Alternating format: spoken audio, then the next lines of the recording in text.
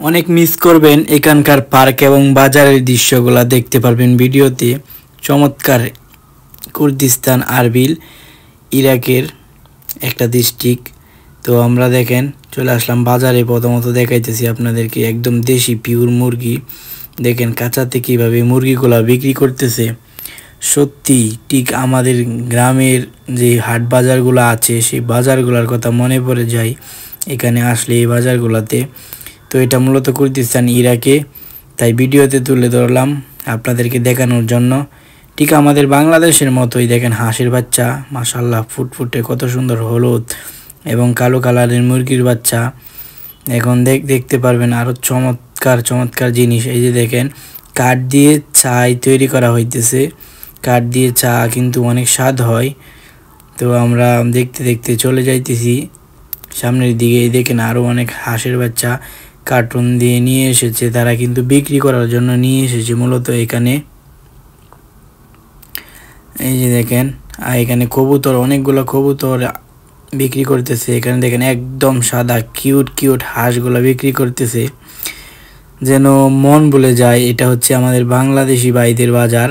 বাংলাদেশি ভাইরা এখানে একদম টাটকা দেখেন সকল ধরনের শাকসবজি এখানে তারা বিক্রি করে। দেখেন বাংলাদেশ থেকে ইলিশ মাছ নিয়ে এসে, চিংড়ি মাছ এবং বিভিন্ন ভারী রকমের মাছ এখানে নিয়ে এসে তারা বিক্রি করে।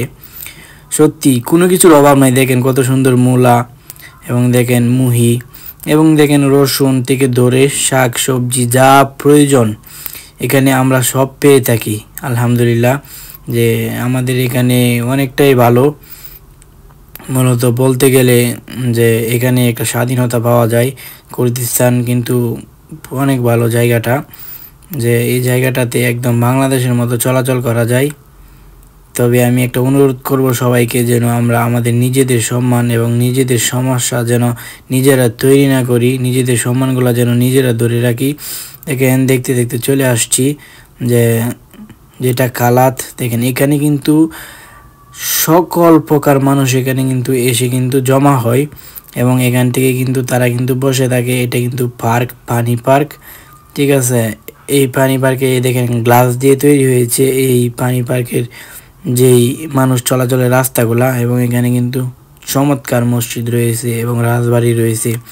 সব মিলিয়ে এই জায়গাটা কিন্তু সব সময় মানুষের টইটুম্বর থাকে। দেখেন তো একটু প্রকৃতির ভালোবাসা নেওয়ার জন্য প্রকৃতির কাছে ছুটে আসলাম। তো এসে পার্কের মধ্যে বসলাম, বৈশা দুইটা ঠান্ডা কিনলাম। তো আমার সাথে ছিল একজন ছোট ভাই ইমন, উনি মূলত আমার সাথেই ছিল, আমার ক্যামেরার পিছনে ছিল। ওনার কথা না বললেই নাই, ওনার জন্যই আজকে এত সুন্দর ভিডিওটা আপনাদেরকে উপহার দিতে পেরেছি। সবাই আমাদের পাশে থাকবেন ইনশাল্লাহ।